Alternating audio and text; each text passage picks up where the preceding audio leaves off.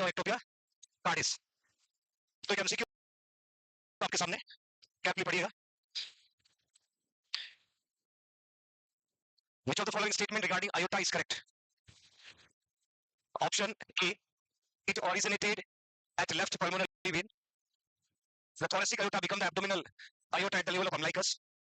The thoracic aorta is well visualized with sonography throughout its course.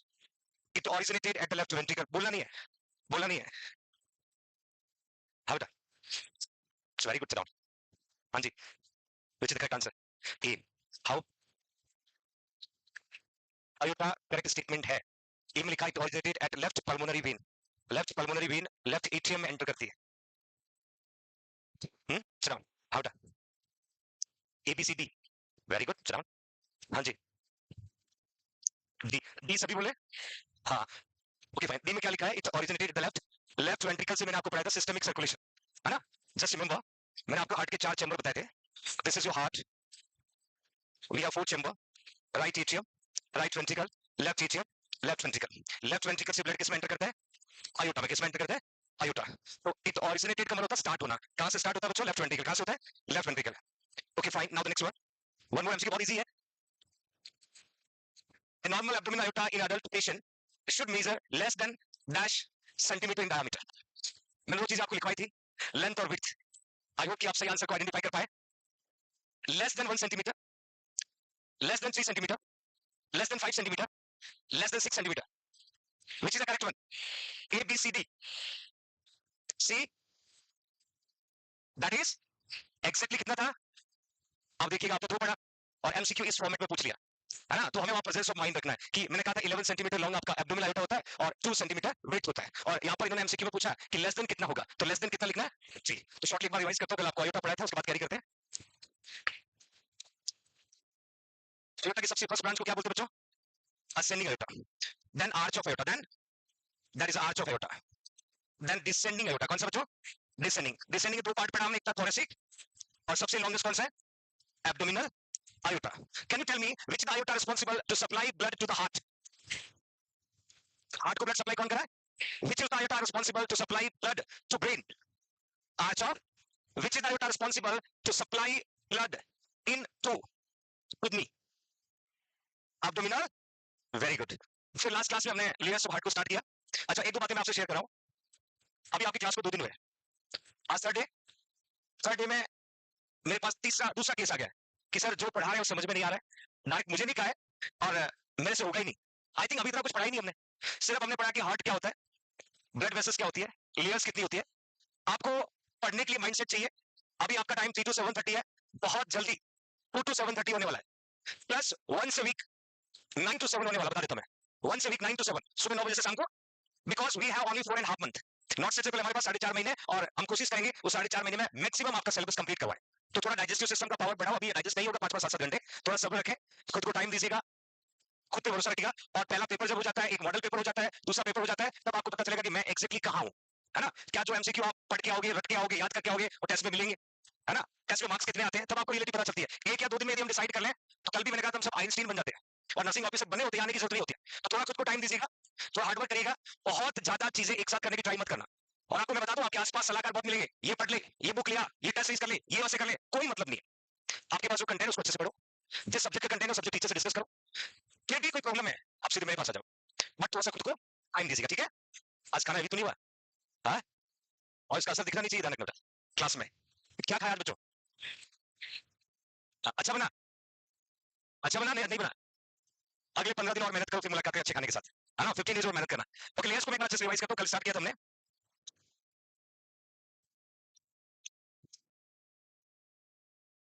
Layers of heart. आपको इस decoration को देख के कुछ आइडिया है? और नस्ल से तो है, मदर से भी है, तो आपके लिए कुछ कल्चरल एक्टिविटी का प्लान किया है by the JNC nursing college, by the JNC NEET student, by the JNC BSc nursing entrance student. तो थोड़ा रिक्रिएशन आपको मिलेगा लास्ट में।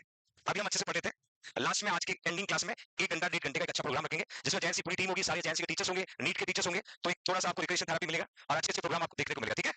ओके, लेयर्स ऑफ हार्ट की बात करें, heart consist of how many layer? 3 layer. हमने सबसे पहले बात की थी आउटर लेयर, आउटर लेयर। और आउटर लेयर को क्या कहते हैं बच्चों? पेरिकार्डियम। क्या कहते हैं? पेरिकार्डियम। और मैंने कहा पेरिकार्डियम को किस नाम से कहते हैं? एपिकार्डियम। सबसे बाहर का लेयर हार्ट का, दैट इज कॉल्ड पेरिकार्डियम, और pericardium also known as epicardium. अब ये जो एपिकार्डियम है ये फर्दर दो लेयर में डिवाइड होता है, फर्दर दो लेयर में डिवाइड होगा, that is a parietal, parietal pericardium, parietal pericardium. और अंदर वाला सरफेस उसको क्या कहेंगे, visceral, visceral pericardium, visceral pericardium. तो मेन लेयर जो था उसका नाम तो था पेरिकार्डियम, और pericardium further divide in two layers, one of the parietal pericardium और विसरल। सपोज लंग्स की बात करते हैं, लंग्स की आउटर लेयर का नाम है प्लूरा, क्या बोलते हैं, प्लूरा। और प्लूरा का आउटर सरफेस पैराइटल प्लूरा, अंदर वाला सरफेस विसरल प्लूरा, क्या बोलते हैं, विसरल प्लूरा। और बीच के स्पेस को प्लूरल कैविटी कहते हैं, क्या कहते हैं, प्लूरल कैविटी। यदि पैराइटल और विसरल पेरिकार्डियम की बात करें, parietal pericardium consist of which tissue, consist of fibrous tissue, fibrous tissue. और visceral pericardium consist of, very good, that consist of serous tissue, serous tissue. और मैंने कहा था इन दोनों के बीच के स्पेस को क्या कहते हैं, pericardial sac. The space between parietal or visceral pericardium is called pericardial sac, pericardial sac। और sac को हम कह सकते हैं कैविटी, क्या कहते हैं, कैविटी। बाहर का जो है वो फाइब्रस टिश्यू का बना हुआ एरिया है, अंदर का जो है सीरस टिश्यू। अब क्या होता है बच्चों, ये जो सीरस टिश्यू होता है that are responsible to produce surfactant, that are responsible to produce surfactant. और ये जो सर्फेक्टेंट है वो कितना अमाउंट है, 5 to 20 ml, ये पढ़ा था हमने कल। और ये जो 5 to 20 ml सर्फेक्टेंट है इसका काम है when your heart is contract और रिलैक्स, जब हार्ट कॉन्ट्रैक्ट होता है, हार्ट रिलैक्स होता है, तो पैराइटल विसरल पेरिकार्डियम के बीच में फ्रिक्शन होता है, और फ्रिक्शन को प्रिवेंट करने का काम कौन करता है, सर्फेक्टेंट। कौन करता है, सर्फेक्टेंट। यदि मैं बात करूं लंग्स की प्लूरल कैविटी, प्लूरल कैविटी में 25 to 30 ml सर्फेक्टेंट होता है, पेरिकार्डियल कैविटी में 5 to 20 ml, प्लूरल कैविटी में 25 to 30 ml, 25 to 30 ml surfactant होता है। Okay fine. फिर मैंने कल कुछ टर्म्स आपको बताए थे कि यदि पेशेंट के इसी पेरिकार्डियल सेक में, इसी पेरिकार्डियल सेक में एबनॉर्मल, एबनॉर्मल फ्लूइड का एक्युमुलेशन हो जाता है तो हम कहते हैं कार्डियक टेम्पोनेंट। क्या है बच्चों, cardiac tamponade, cardiac tamponade. Cardiac tamponade can cause decrease cardiac output, can cause decrease cardiac, और decrease cardiac output is called heart failure, heart failure. Suppose ये आपका हार्ट है, ये आपका हार्ट है, अगेन यू कैन सी बच्चों हार्ट कौन सी position में रहता है, ऑब्लिक। कौन सी पोजीशन होता है, ऑब्लिक। ये आपका right atrium, right ventricle, left atrium, left ventricle. आपको अच्छे से पता है कि लेफ्ट वेंट्रिकल से आयोटा सिस्टमिक सर्कुलेशन में ब्लड लेके जाता है। अब इस लेफ्ट वेंट्रिकल की जो बाहर वाली लेयर है पैराइटल, उसके अंदर विसरल, इन दोनों लेयर्स के बीच में फ्लूइड का एक्युमुलेशन बढ़ेगा, फ्लूइड का एक्युमुलेशन बढ़ेगा तो आपके आयोटा में जाने वाले ब्लड का अमाउंट कम होगा, that is a decrease cardiac output, decrease cardiac output, because left ventricle के सराउंडिंग फ्लूइड का एक्युमुलेशन हुआ, लेफ्ट वेंट्रिकल कांटेक्ट हुआ तो डेफिनेटली रिफिलिंग कम हुआ, रिफिलिंग कम हुआ तो आउटपुट कम हुआ। क्या कम हुआ, आउटपुट कम हुआ। जब जब पेशेंट का कार्डियक आउटपुट डिक्रीज होता है that can cause heart failure. क्या बोलते हैं, heart failure means your heart is unable to pump sufficient blood, your heart is unable to pump sufficient blood to meet the metabolic need of the body organ। जितना blood आपके body organ को चाहिए उतना blood heart pump नहीं कर पाता है, that is called heart failure, that is called heart failure. तो यहाँ पर पेशेंट को कार्डियक टेम्पोनेंट हुआ, कार्डियक टेम्पोनेंट की वजह से कार्डियक आउटपुट डिक्रीज होगा, पेशेंट को हार्ट फेलियर हो जाएगा। फिर मैंने आपको दो टर्म्स और बताए थे इस कार्डियक टेम्पोनेंट में, एक था बच्चों एक्यूट और एक था chronic. Acute cardiac tamponade means accumulation, accumulation around 20 to 50 ml, और एक था chronic, chronic cardiac tamponade, very good, accumulation कितना हो जाएगा, more than 50 ml, very good. तो ये तो हम बात करें आउटर लेयर की, मैं एक बार इसे शॉर्टली बता देता हूं। Heart consist of three layer, one of the pericardium also known as epicardium. Epicardium को फर्दर दो में डिवाइड किया, पैराइटल और विसरल। जो सरफेस आपके हार्ट का टुवर्ड्स लंग्स, टुवर्ड्स स्टर्नम, बाहर का जो सरफेस है वो कौन सा है, पैराइटल पेरिकार्डियम। कौन सा है, और जो मिडल लेयर की तरफ है वो कौन सा है, विसरल पेरिकार्डियम। दोनों के बीच के स्पेस को क्या कहा, पेरिकार्डियम। कितना अमाउंट सर्फेक्टेंट है। अब यदि पेशेंट को आउटर लेयर में इंफ्लेमेटरी प्रोसेस हुआ that is called pericarditis, that is called. और यदि पेशेंट को पेरिकार्डाइटिस होगा तो इस अमाउंट का इंक्रीज होना, अमाउंट इंक्रीज होगा तो क्या कंडीशन हो जाएगा, कार्डियक टेम्पोनेंट। क्या हो जाएगा, आगे जब आपको हार्ट के डिसऑर्डर पढ़ाऊंगा वो कार्डियक टेम्पोनेंट को अलग से पढ़ेंगे डिटेल में, तो ये चीजें आपको इजीली कैरी करना। जब मैं आपको हार्ट फेलियर पढ़ाऊंगा तो हार्ट फेलियर का एक कॉज बताऊंगा, कार्डियक टेम्पोनेंट, कॉज बताऊंगा कार्डियक टेम्पोनेंट। Okay fine. अब चलते हैं बच्चों मिडल लेयर में, that we are going to see middle layer, that is the second और we can see middle layer. Middle layer, और middle layer is called myocardium, myocardium that consists of muscular, consist of muscular tissue। जैसे किसी भी organ की हम middle layer की बात करें, that consists of muscle। For example uterus की कितनी लेयर होती है, 3 layers, myometrium, perimetrium, myometrium, endometrium. Myometrium consist of muscle. वही हम बात करें डाइजेस्टिव सिस्टम में गैस्ट्रो इंटेस्टाइनल ट्रैक्ट की, जिसको जीआई ट्रैक्ट कहते हैं। जीआई ट्रैक्ट की इनर लेयर को बोलते हैं म्यूकोजा, फिर सब म्यूकोजा, फिर मस्कुलस, बाहर वाले को सीरोसा। तो every organ does have middle layer, और मिडल लेयर को हम कह सकते हैं that is a muscular layer. अब यहाँ हार्ट की मिडल लेयर बहुत ज्यादा इंपॉर्टेंट है, और हार्ट की मिडल लेयर इंपॉर्टेंट होने का रीजन है दैट कंसिस्ट ऑफ, अब इस मिडल लेयर में कौन कौन प्रेजेंट होगा देखिएगा, that consist of cardiac muscle, cardiac muscle.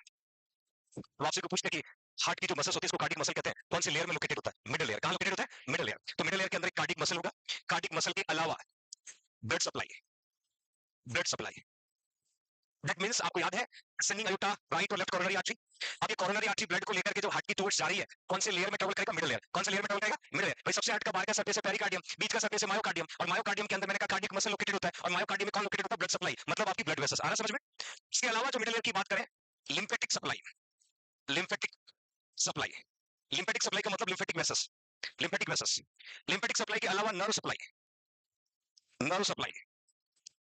जब हार्ट की नर्व सप्लाई की बात करेंगे, sympathetic और parasympathetic, sympathetic और parasympathetic, sympathetic always work to increase contractility of the heart, parasympathetic always work to relaxation of the heart, to relaxation of the, तो ये दोनों नर्व भी कौन सी लेयर में होगा बच्चों? Middle layer. कौन सी लेयर होगा?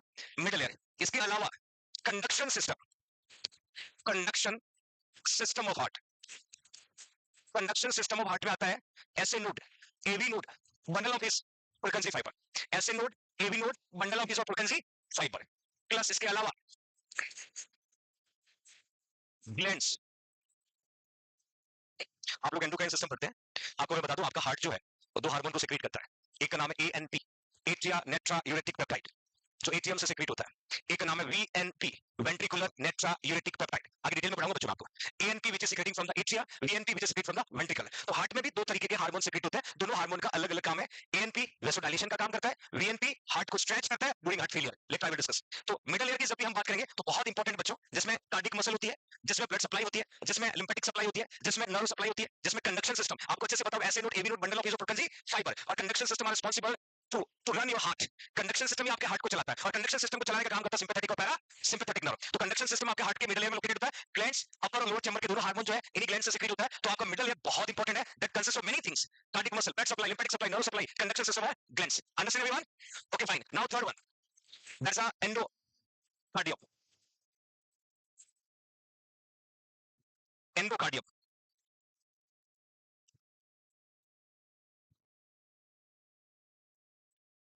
Endocardium consist of endothelium tissue, और एंडोथेलियल टिश्यू से बनी हुई जो लेयर है इसके नीचे ऐड करना डायरेक्टली कॉन्टेक्ट विथ ब्लड। मतलब आपके हार्ट में जब ब्लड ट्रेवल करेगा तो कौन सी लेयर के साथ? इनर मोस्ट लेयर, और इनर मोस्ट लेयर का नाम क्या है? एंडोकार्डियम। और एंडोकार्डियम से होकर आपका ब्लड ट्रेवल करेगा। तो याद रखिएगा, इनर सरफेस है, इनर लेयर है, एंडोथेलियल टिश्यू की बनी होती है, और हम कह सकते हैं that layer directly touches your contact with the blood. भाई ब्लड आपके चैम्बर के अंदर ट्रेवल करेगा, एट्रियम से वेंट्रिकल में जाएगा, वेंट्रिकल से एक लंग्स में जाएगा पल्मोनरी आर्टरी के द्वारा, एक आपके सिस्टमिक सर्कुलेशन जाएगा आयोटा के द्वारा। तो ब्लड जब हार्ट में ट्रेवल कर रहा होगा वो डायरेक्टली किसके, कौन सी लेयर के कांटेक्ट में आएगा? एंडोकार्डियम। कौन सी लेयर कांटेक्ट में आएगा? एंडोकार्डियम। तो शॉर्टली आपको याद रखना है जो heart consist of three layer, और थ्री लेयर के क्या क्या नाम है, क्या क्या फंक्शन है। आगे समझ में? आगे चले? Okay fine. आज ही मैंने बुक में दे रखा बेटा, आपके नोट्स में दिया हुआ है? नहीं? हाँ तो लिख लीजिएगा। मीठा ज्यादा खा लिया आप लोगों ने, बुक में आई थिंक दिया होगा, नहीं कुछ लगे तो फटाफट नोट डाउन करो बेटा।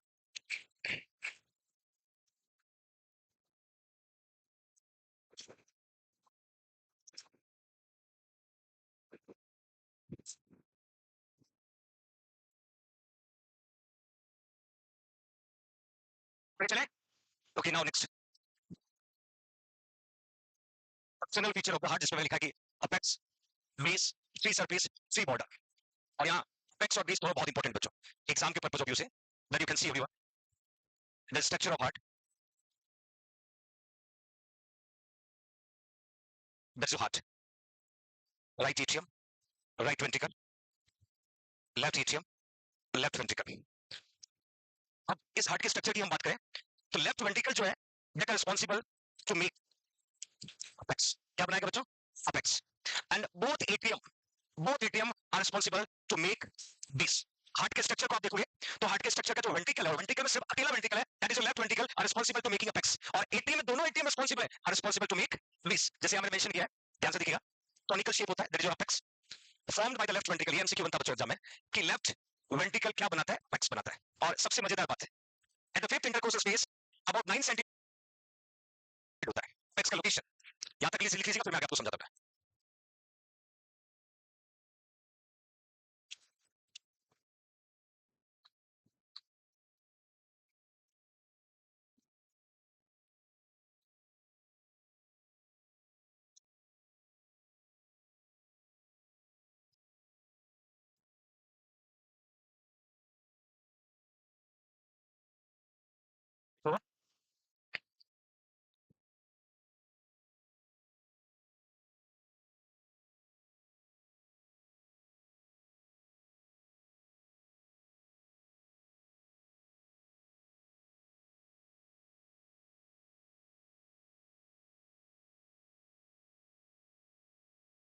Next we are going to see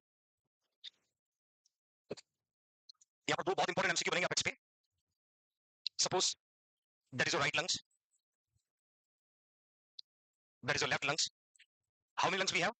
Two lungs. This is your diaphragm. That is your sternum. That's your sternum. First ribs, second, third, fourth, fifth, sixth, seventh. Left side में भी first ribs, second, third, fourth, fifth, sixth, seventh. Everybody know कि sternum से 7 ribs connected होता है. कितने ribs होती है बच्चों? 7 ribs. ये आपका right side है और ये आपका left side है. इसी sternum से right side में right clavicle bone और left side में left clavicle bone होता है. अब जैसे मैंने आपको कहा कि अपेक्स जो है वो मिड लाइन से अराउंड 9 सेंटीमीटर लेफ्ट साइड की ओर लोकेटेड होता है. कॉम्पिटिटिव एग्जाम में पूछते हैं कि अपाइकल पल्स कहां फेल्ट करते हैं? At the apex. At the apex. Apex पे हम स्टेथोस्कोप रखेंगे तो we can felt apical pulse, या उसका दूसरा नाम है सेंट्रल पल्स, या हम कह सकते हैं मैक्सिमम इंपल्स पल्स. तो यहां पर दोनों लंग्स के बीच में हमने पढ़ा था आपका हार्ट लोकेटेड होता है. कौन सा कौन लोकेटेड होता है? हार्ट लोकेटेड होता है. Suppose this is your heart, this is your heart, this is a flow chamber. अब आपके ये राइट साइड लेफ्ट साइड का first intercostal space, second, third, fourth और फिफ्थ. एग्जैक्टली जब भी आपसे पूछे in adult apex and apical pulse find या present at fifth intercostal space 9 centimeter from sternum. This is your competitive exam MCQ.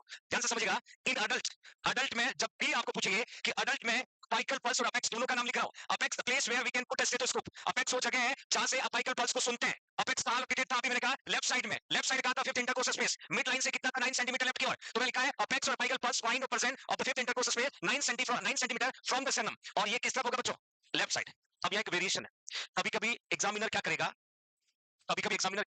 एक तो आपको जैसे मैंने कहा apical pulse fifth intercostal space होता है. चिल्ड्रन का पूछे थे. चिल्ड्रन का जब भी पूछेंगे तो थोड़ा वेरी करेगा. इन चिल्ड्रन अगेन अपेक्स और अपाइकल पल्स फाइंड और present at fourth intercostal space. याद रखना बच्चों, कौन सा space? Fourth intercostal space. Again 9 centimetre लिख दीजिएगा. From sternum. दैट मींस यहां अपाइकल पल्स आपको डिटेक्ट होगा.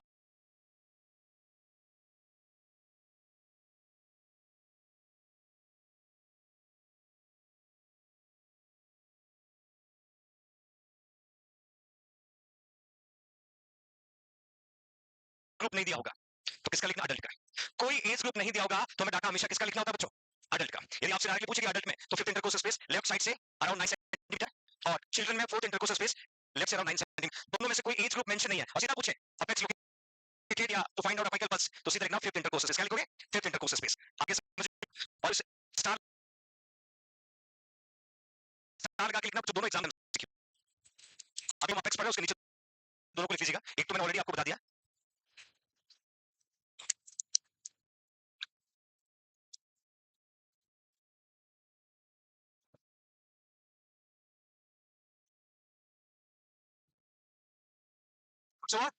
थोड़ी सी ना आवाज को बुलंद करो बेटा. नर्सेस रियाज है ना, आर्मी मैन वाली फीलिंग आनी चाहिए. मैं हमेशा कहता हूं नर्स एज आर्मी मैन. और आर्मी मैन वाली जगह आप तो बिल्कुल लेबर दिख रहे हो. 90 डिग्री एंगल पे बैठना, सिटिंग पोजीशन में, पीछे बेंच का सहारा मतलब. ऐसे नहीं होना है. बादशाह वाली फीलिंग नहीं चाहिए. वो नर्सिंग ऑफिसर बनने के बाद में पैर के ऊपर पैर नहीं चढ़ाना है. थोड़ा डिस्कंफर्ट वाली फीलिंग लीजिएगा, है ना. पैर के ऊपर पैर नहीं रखना है, पीछे बेंच का सहारा नहीं लेना है, और मुझाया हुआ चेहरा बिल्कुल भी नहीं. Why you serious my dear? Sure. Good. हां, मिडिल से, लेफ्ट साइड. हाँ, स्टर्नम से कभी कभी इंच में भी आता है तो कन्वर्ट कर सकते हैं, है ना. From mid line of left side, not right side. आप मेंशन कर दीजिएगा लेफ्ट साइड. हाँ, मतलब डिस्टेंस एवरेज डिस्टेंस है. मतलब एवरेज 9 सेंटीमीटर पुट करते हैं, और उसे 7 to 9 लिख सकते हैं बच्चों में. हाँ जी. हाँ बेटा, वेरी करेगा. सेम लोकेशन नहीं होगा, फ्लक्चुएट करेगा due to increase intra abdominal pressure. But pregnancy में ऐसा एग्जैक्ट लोकेशन नहीं मिलेगा, फ्लक्चुएट करेगा. एग्जाम ऐसा नहीं आएगा कि प्रेगनेंसी में कौन सी जगह दिखे, है ना. हाँ, ऐसा मेंशन कर सकता है, वी कांट फाइंड आउट. तो वो फोर्थ पे भी जा सकता है, सिक्स्थ पे भी जा सकता है. हाँ, इसका यहाँ से सिफिलिस. हाँ, सिफिलिस में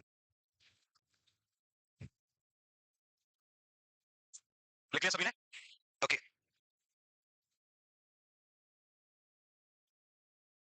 now next apex is on everyone. Now base. Base और we can say posterior surface fix part होता है. ये कॉनिकल शेप था, फिक्स पार्ट होता है. formed by two ATM, जैसे मैंने आपको कहा दोनों एटीएम मिलकर के बनाते हैं। अब इसमें भी देखिएगा दोनों एटीएम में मैंने डिवाइड किया है 1/3 बाय द लेफ्ट एटीएम के द्वारा 1/3 पार्ट बनता है, सो 2/3, और that is a 1/3 by the right ATM. दोनों का कॉम्बिनेशन जो है बेस को फॉर्म करता है। तो आपसे पूछेंगे who are responsible to make apex of the heart, who are responsible, left ventricle. Base का पूछेंगे तो लिखेंगे 2 एटीएम, लिखिएगा।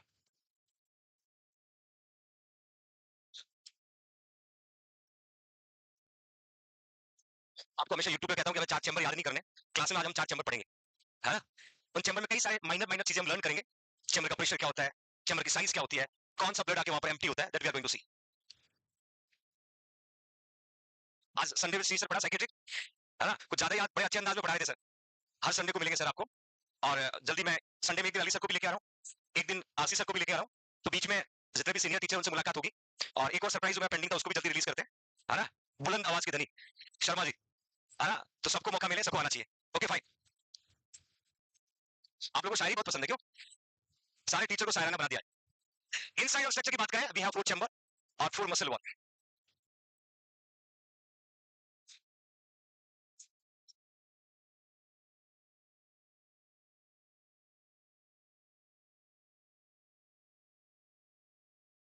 These are the 4 chamber. There is a superior vena cava, inferior vena cava, there is a pulmonary artery, there is a aorta. Exactly heart ऐसा नहीं होता है। किस शेप का होता है, कौन शेप का, ऑब्लिक पोजीशन होता है, मीडियस्टिनम में लोकेटेड होता है, ठीक है। That is a pulmonary vein. अब हम बात करते हैं सबसे पहले फर्स्ट चैम्बर, जिसको हम कह सकते हैं right atrium, left atrium. 2 superior होगा, 2 inferior. Superior receive chamber are atrium, और एटीएम में सबसे पहला right atrium, right auricle, right appendices. ध्यान से सुनिएगा बच्चों, मैं लिखवा दूंगा आपको। I think everybody know atria, but some time they asking how many auricle you have. 2। Atria कितना है, एग्जाम में कभी कभी पूछ लेते हैं ऑरिकल्स कितने होंगे, तो भी आंसर क्या आएगा। हो सका कभी पूछे अपेंडिसेस कितने होंगे, तो भी क्या लिखोगे। एग्जामिनर हमेशा ऐसे टर्म्स को यूज करता है, सबको बता के 2 एट्रिया होता है, 2 वेंट्रिकल होता है, और वाले के ऑरिकल कितने होते हैं तो आप कंफ्यूज मत होना, 2 ही होते हैं। अपेंडिसेस पूछे तो भी क्या लिखोगे, 2 ही। हम बात करते हैं right atrium. So this is your right atrium, right atrium.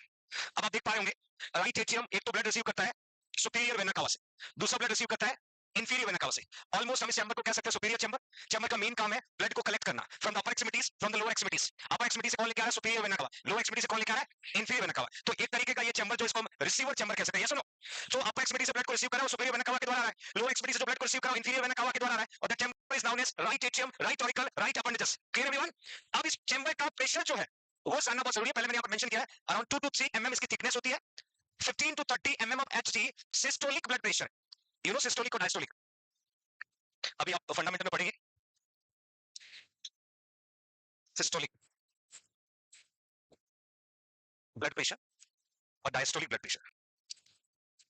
Diastolic blood pressure, systolic हम कह सकते हैं top number blood pressure, diastolic को कह सकते हैं बॉटम नंबर ब्लड प्रेशर।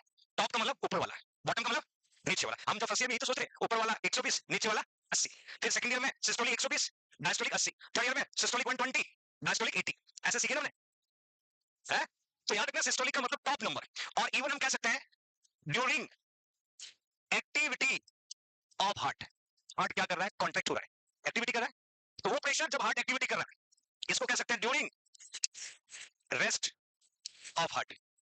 अब और समझ आना, जब आपका हार्ट आराम कर रहा है, रिफिलिंग कर रहा है ब्लड को, उस ब्लड प्रेशर को कहते हैं डायस्टोलिक। और जब आपका हार्ट कॉन्ट्रैक्ट हो रहा है, एक्टिविटी कर रहा है, उसको हम क्या कहते हैं, सिस्टोलिक। क्या बोलते हैं, सिस्टोलिक। तो सिंपल वर्ड में याद रखना, सिस्टोलिक ब्लड प्रेशर का मतलब है top number blood pressure during activity of the heart या during contraction of the heart. Diastolic का मतलब bottom number blood pressure during resting of the heart. जब राइट एटीएम कॉन्ट्रैक्ट होगा तो सिस्टोलिक ब्लड प्रेशर होगा राइट एटीएम का, right atrium relax होगा तो राइट एटीएम का डायस्टोलिक ब्लड प्रेशर होगा। आया समझ में?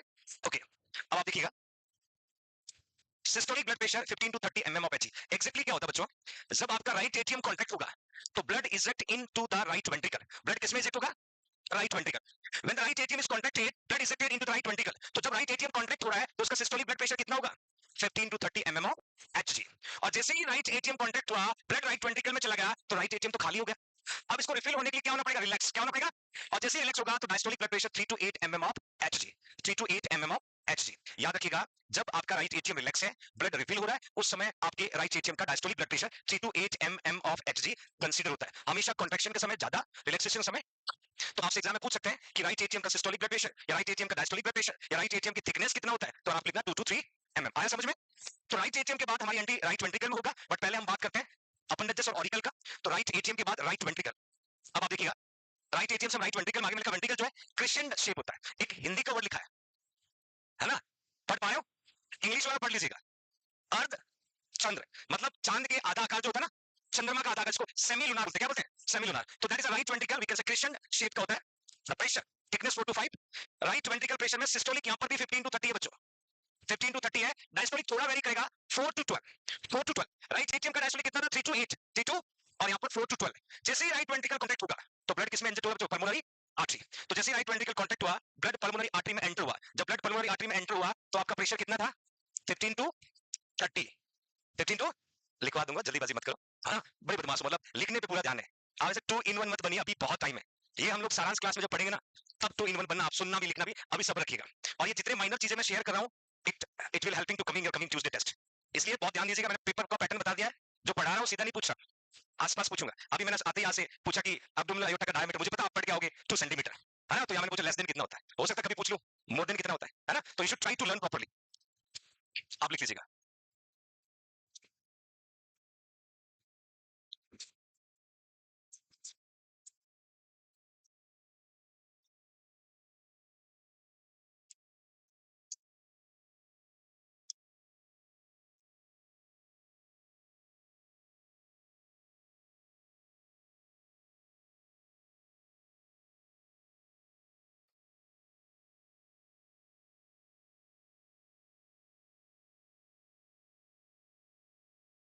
It's over. Right atrium right ventricle दोनों का प्रेशर में सिस्टोलिक इक्वल है, डायस्टोलिक थोड़ा वेरी कर रहा है। एटीएम का रिसीव कर रहा है, उसके बाद वेंट्रिकल ले रहा है, वेंट्रिकल आपके पल्मोनरी आर्टरी फिर लंग्स की तरफ ब्लड को देगा। तो diastolic 4 to 12 mm of HC. Thickness में भी आप देखोगे 2 to 3, 4 to 5। नेक्स्ट चले, ओके फाइन। हाँ तो बोलो ना बेटा, लिखो।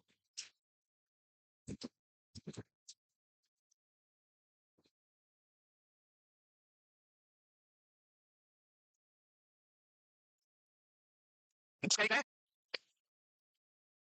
व्हेन टू इंफीरियर पंपिंग आप मेनली देखेंगे left atrium auricle appendix. You can see everyone, left atrium.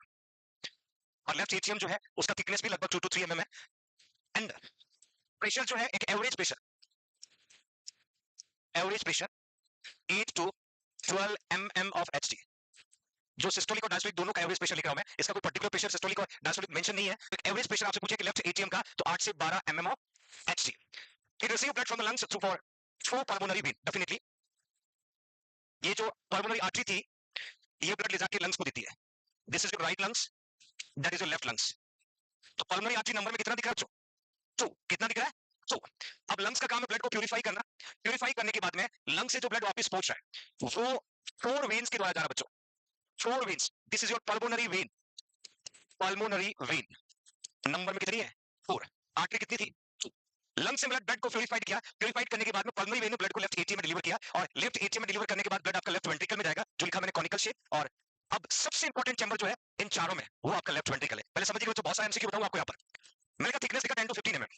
आज मैंने आपको पढ़ाया लेफ्ट वेंट्रिकल क्या फॉर्म करता है बच्चों? अपेक्स। क्या फॉर्म करता है? आज पढ़ा हमने कि left ventricle responsible to form apex. 2 MCQ और बनेंगे। Largest chamber of heart, left ventricle. Largest chamber of heart, maximum pressure chamber of the heart, left ventricle. यहां मैंने मेंशन किया है, आप लिख सकते हैं largest, largest chamber, chamber of heart, सबसे बड़ा चैम्बर।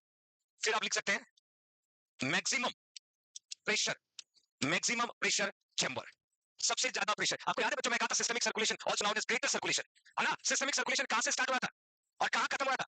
जब लेफ्ट वेंट्रिकल से आपका ब्लड फ्लो बॉडी ऑर्गन में जाता है तो दे नीड मोर प्रेशर, और ज्यादा प्रेशर है। तो यहां पर मैंने लिखा है कि आपका सिस्टोलिक 100 to 140। अभी तक कितना था? 15 से 30, है ना? तो 100 to 140 का मतलब this chamber we can say maximum pressure chamber, और इसी को मैं कहा है largest chamber of heart, largest chamber of heart. और इसका जो डायस्टोलिक है वो 3 to 12, डायस्टोलिक जो है 3 to 12। तो एक तो आपसे पूछेंगे अपेक्स बनाने वाला कौन सा चैम्बर होगा? Left ventricle. सबसे बड़ा चैम्बर कौन सा होगा? Left ventricle. सबसे ज्यादा प्रेशर वाला चैम्बर कौन सा होगा? Left ventricle. प्रेशर कितना है? सिस्टोलिक 100 to 140, डायस्टोलिक कितना है? 3 to 12।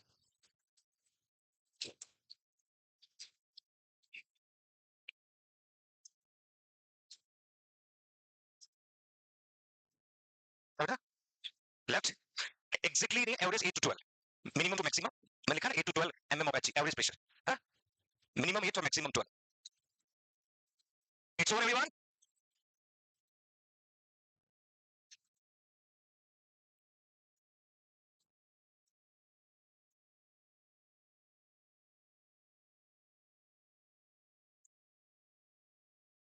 सिर्फ 4 चैम्बर नहीं है बच्चों, इस चैम्बर में बहुत कुछ है। प्रेशर का आपको ध्यान रखना है, कौन सा चैम्बर किसको ब्लड देता है वो भी ध्यान रखना है। एमसीक्यू बनाने वाला ऐसे भी बना सकता है, which is the chamber responsible to receive blood from superior or inferior vena cava? Right atrium. Which is the chamber responsible to receive blood from the pulmonary vein? Left atrium. Left. Which is the chamber responsible to give blood to the lungs? Which is the chamber responsible to give blood to the body? किसी form में MCQ बन सकता है, you can try to read properly. लिख लिया सभी बच्चों ने? यस और नो? देखिए आर्मी में वाली फीलिंग आनी चाहिए, लिखो फटाफट लिखो। हाँ बेटा, समझ में आया? पक्का? क्या लिख रहे हो? इतना स्लो कैसे लिख रहे हो? हैं? But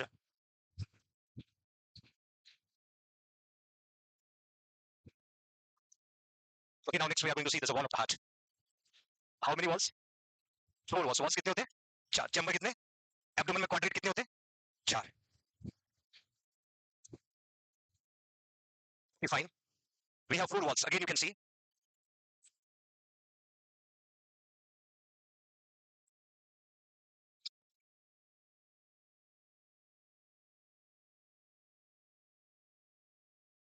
That is a right auricle, right ventricle, left auricle, left ventricle. That is a pulmonary artery. Pulmonary artery. This one aorta. Aorta. अब यदि हम वॉल्स की बात करें तो सबसे पहले मैंने मेंशन किया ट्राइकस्पिड। देखिए एक होता try, try means 3, by means 2, try means 3, by means 2। Tricuspid right atrioventricular wall. Simply, the wall between right atrium or right ventricle is known as tricuspid. The wall between right atrium and right ventricle is known as the tricuspid. Sometimes we can pronounce right atrioventricular wall. क्योंकि किस किस के बीच में atrium और ventricle. Okay, fine. Tricuspid or we can say right atrioventricular wall between right atrium and right ventricle is called tricuspid. अभी मैंने आपको कहा tri means होता 3. That means that wall consists of 3 cuspus. The wall consists of 3 cuspus is called tricuspid. Tricuspid. मैंने mention किया है the contain 3 cuspus और cuspus का दूसरा नाम है 3 leaflet. आप समझिएगा बच्चों, tricuspid, bicuspid, pulmonary, aortic. Tricuspid में 3 cuspus, pulmonary में 3 cuspus, aortic में 3 cuspus, mitral और bicuspid में 2 cuspus. कितना होगा? 2. अब ये जो 3 cuspus है, cuspus क्या है मैं आपको थोड़ा सा शॉर्टली बता दूं। cuspus आगे मैं आपको पढ़ाऊंगा, your ventricle consists of papillary muscles. Your ventricle consists of papillary muscles. तो papillary muscles भी नंबर में 5 होता है। 3 papillary muscles into the right ventricle, 2 papillary muscles into the left ventricle. और इस papillary muscles और cuspus को कनेक्ट करने का काम करता है कोडे टेंडन। कौन करता है? कोडे टेंडन. कोडे tendon is a junction between cuspus and papillary muscles. Cuspus and papillary muscles. जैसे ही आपका right ventricle कॉन्ट्रैक्ट होगा तो कोडे टेंडन, papillary muscle और cuspus मिल करके इस वॉल को क्या कर देंगे? बंद, क्लोज कर देंगे। तो वॉल को क्लोज करने से ब्लड का बैकफ्लो नहीं होगा। ब्लड का क्या नहीं होगा? तो बैकफ्लो नहीं होगा तो ब्लड को किधर जाना पड़ेगा? आगे की ओर। तो दैट cuspus, that कोडे tendon, that papillary muscles, three of them work together. यदि ये कोडे टेंडन या cuspus कोई डैमेज हो जाता है तो आपको वल्वुलर डिजीज ऑफ हार्ट हो सकता है, जिसमें ब्लड क्या करेगा? aortic regurgitation, pulmonary regurgitation, tricuspid regurgitation. है? तो राइट साइड का वॉल है जिसका नाम है tricuspid, right atrium right ventricle के बीच में कितनी कस्पस है? 3. और ये जो 3 कस्पस है उसके नाम भी मैं आपको बता दूं, एंटीरियर, एंटीरियर, पोस्टीरियर और सेप्टल। सेप्टल 3 कस्पस होता है, एक का नाम एंटीरियर, एक का पोस्टीरियर, एक सेप्टम की टुवर्ड्स होता है, दैट इज अ सेप्टम। तो that is a tricuspid, right atrioventricular wall, wall between right atrium और राइट वेंट्रिकल। इसमें कितनी कस्पस पाई जाती है? 3. कस्पस को क्या बोल सकते हैं हम लोग? लीफलेट, है ना। और 3 कस्पस कौन कौन सा है? एक एंटीरियर है, एक पोस्टीरियर है, एक सेप्टल है। एंटीरियर, पोस्टीरियर और सेप्टल। यहां तक समझ में आ गया? अब इस वॉल का डायमीटर इट्स वेरी इंपॉर्टेंट, क्योंकि डायमीटर से ही सारी कहानी आपको समझ में आएगी। मैंने यहाँ पर मेंशन भी किया है 7 to 9 सेंटीमीटर। मतलब आपका जो ये वॉल है, इस वॉल का साइज जो है that is 7 to 9 centimetre square. This is your diameter. अभी डायमीटर आपको जानना क्यों जरूरी है? देखिएगा, सपोज ये आपका हार्ट है, ये आपका हार्ट है, ये चेंबर है, ये राइट एट्रियम, ये राइट वेंट्रिकल, ये हमारे वॉल का डायमीटर है, दैट इज योर डायमीटर। और ये डायमीटर मैंने कहा था 7 to 9 सेंटीमीटर स्क्वायर। एक वर्ड सुना बच्चों आपने, स्टीनोसिस। स्टीनोसिस, ये स्टीनोसिस का मतलब होता है नैरोइंग, हम क्या बोलते हैं? और नैरोइंग को हिंदी में बोलते हैं सिकुड़ जाना, नैरोइंग और वी कैन से सिकुड़ जाना। इफ योर राइट एट्रियम, जितना ब्लड आपके राइट एट्रियम है उतना ब्लड किसमें चला जाना चाहिए? कौन से वॉल के द्वारा? ट्राइकस्पिड। कौन से वॉल के द्वारा? क्योंकि वॉल सब नॉर्मल होगा, तो जितना ब्लड राइट एट्रियम है, एट्रियम कांटेक्ट होगा, ब्लड किधर चला जाएगा? वेंट्रिकल। किधर चला जाएगा? सपोज इसी ट्राइकस्पिड वॉल में कैल्शियम का डिपोजिशन होना शुरू हुआ, तो वॉल धीरे धीरे क्या होने लगेगा? स्टीनोसिस। क्या होगा? If going to be decrease diameter, तो स्टीनोसिस में जैसे जैसे डायमीटर नैरो होगा, mild stenosis, moderate stenosis, severe stenosis, ये मैं पढ़ाऊंगा वल्वुलर डिजीज में। क्या पढ़ेंगे? तो जब आपको नॉर्मल डायमीटर पता होगा तो आपको ये भी पता चल जाएगा कि कितना होगा तो माइल्ड कहेंगे, कितना होगा तो मॉडरेट कहेंगे, कितना होगा तो सीवियर कहेंगे, क्योंकि किसी भी वॉल के डिसऑर्डर का एक कॉज होता है स्टीनोसिस, और स्टीनोसिस के कई सारे कॉज होता है, लाइक ट्यूमर का formation into the wall, like calcium deposition into the wall, जिससे वॉल का साइज क्या हो जाएगा? नैरो। नैरो होने की वजह से वॉल पूरा नहीं खुलेगा, जब पूरा नहीं खुलेगा तो सारा ब्लड ट्रांसफर नहीं होगा, जब ब्लड ट्रांसफर नहीं होगा तो फर्दर ब्लड नहीं जाएगा, फर्दर ब्लड नहीं जाएगा तो कार्डियक आउटपुट डिक्रीज होगा, और कार्डियक आउटपुट डिक्रीज होगा तो हार्ट फेलियर होगा। क्या होगा? तो हार्ट फेलियर का एक कॉज तो मैंने कहा था कार्डियक टेम्पोरेंट, दूसरा कॉज वल्वुलर डिजीज। जब हार्ट फेलियर पढ़ाऊंगा एक कॉज तो हमने देखा कार्डियक टेम्पोरेंट, दूसरा कॉज क्या हो जाएगा? वल्वुलर डिजीज। तो यहां पर मैंने आपको मेंशन किया है कि आपका ट्राइकस्पिड वॉल है, उसका डायमीटर 7 to 9। याद रखिएगा, it is the largest wall of the heart. Heart का सबसे बड़ा वॉल होता है लार्जेस्ट वॉल। आप लिख सकते हैं, आप लिख सकते हैं बच्चों, largest wall of the heart, largest wall of heart. कभी पूछे कि अभी लार्जेस्ट चैम्बर तो आपने पढ़ा कौन था? Left ventricle. लार्जेस्ट चैम्बर कौन था? आपको पूछे लार्जेस्ट वॉल, सबसे बड़ा वॉल कौन सा होगा? ट्राइकस्पिड। साइज याद रखना 7 to 9 centimetre square, that is a largest wall of the heart. आगे समझ में?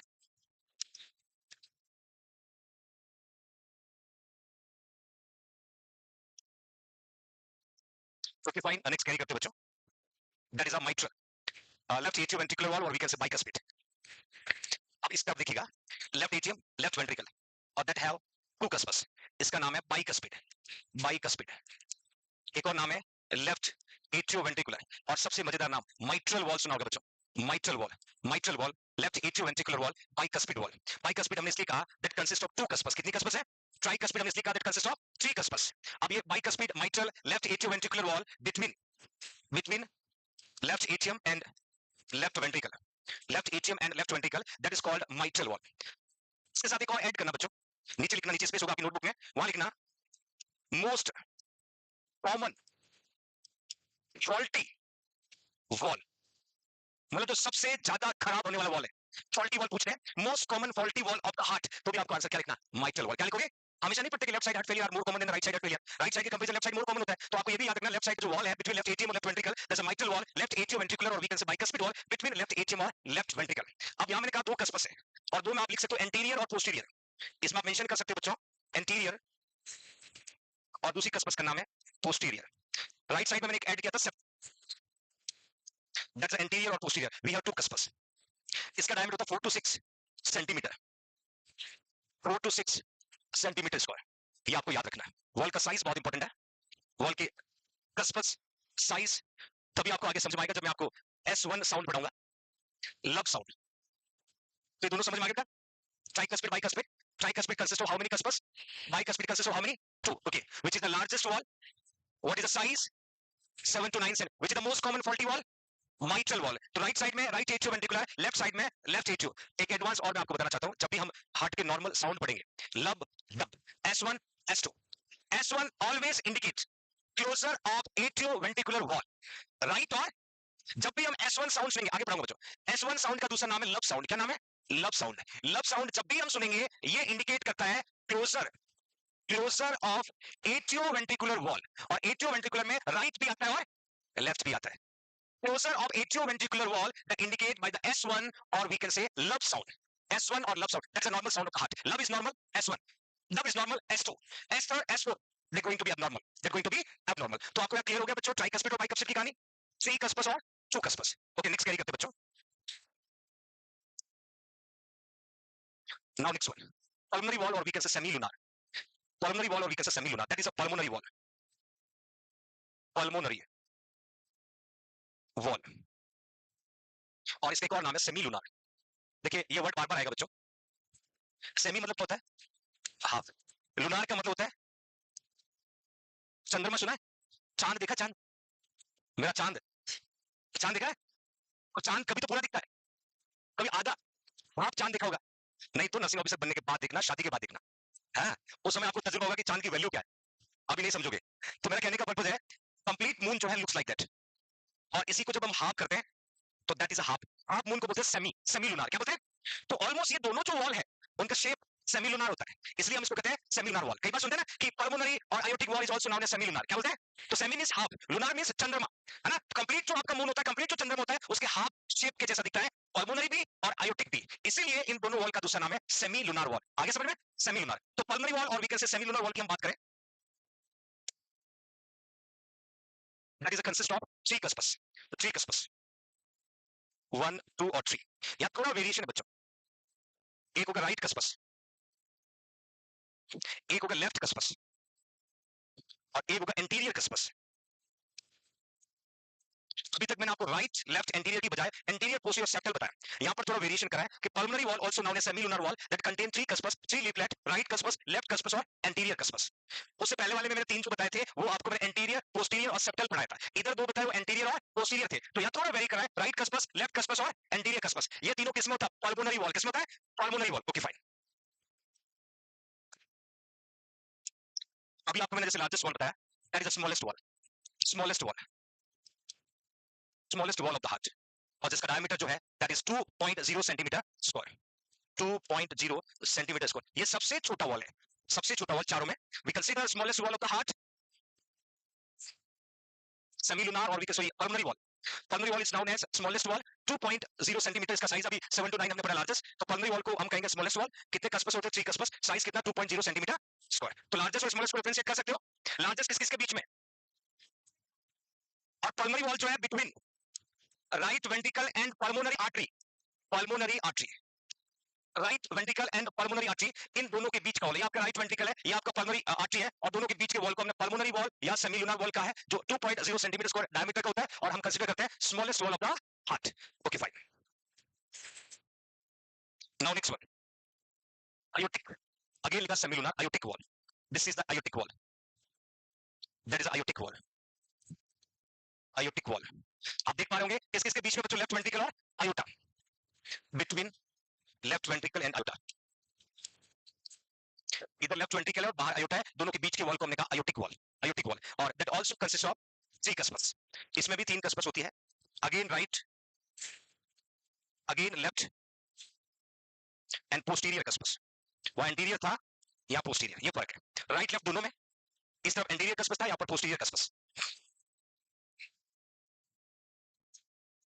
The size is 2.6 to 3.5 centimeter square.